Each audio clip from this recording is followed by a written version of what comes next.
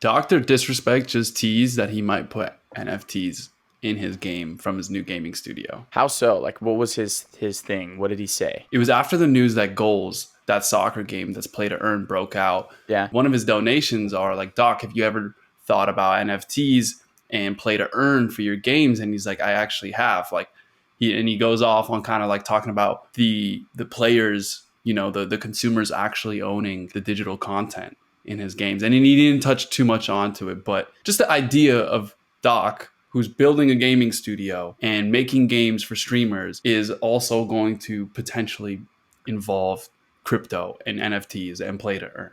I think all gaming studios should be that. Just like outside of the fact that it's Doc, which is cool, but like if you're a gaming studio that's creating a game right now and you're not thinking about NFTs, then there's something wrong, right? It's only going to benefit you by creating something that is for the market and has a better understanding moving into the future, into the metaverse, right? There's no reason to just keep it the old school way of just skins that can't be traded. It just makes no sense to me. Well, you're saying that in like talking to like newer gaming studios, right? But the people that really own the market are, the big guys, Rockstar, EA, those guys.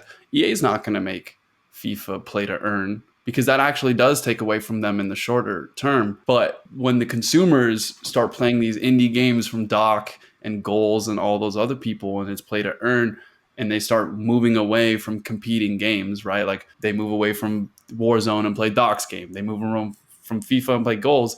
Then that sparks attention in big studios. Dude, but what if this isn't good? Like what if play to earn games is not good for the industry? And what if all games become this shitty grind fest for money type beat? Like what if they all suddenly don't become fun anymore because they're all trying to make it like you can make more money playing our game than this person's game, and you hop in and it's just fucking slog fest, press this button over and over again to make money. Hella grind. Yeah. Like what if they all just become shitty fucking Candy Crush shit games where it's not about the game, it's about the fact that you can make money. No longer becomes a game, it just becomes a random fucking job. That's a great point. I think the market is definitely going to have to get there before it figures out a way to balance the two.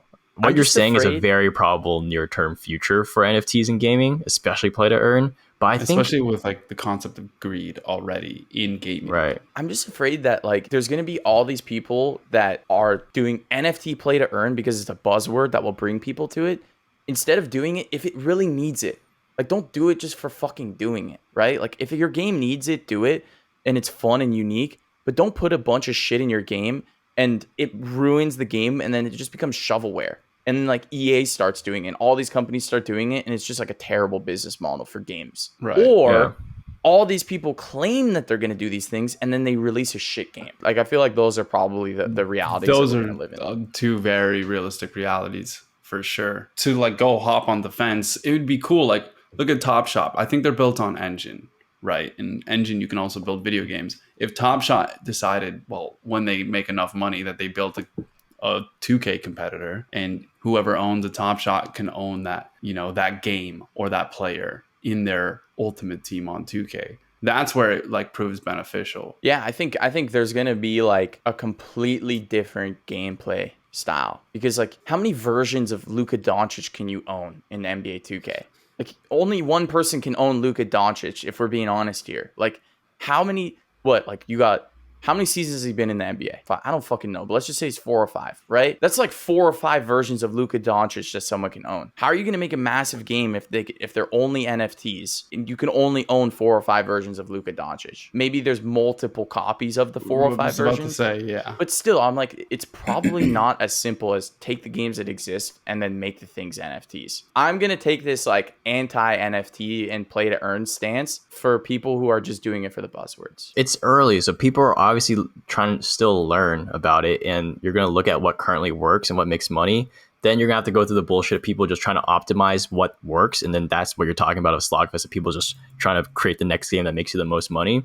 But then after that, people will start to realize it's past that. We actually need a good game that balances all functionalities between the actual gameplay, the actual NFT marketplace, the actual play to earn marketplace. And I am hopeful that the future will come, but we're probably going to have to go through that bullshit 100%.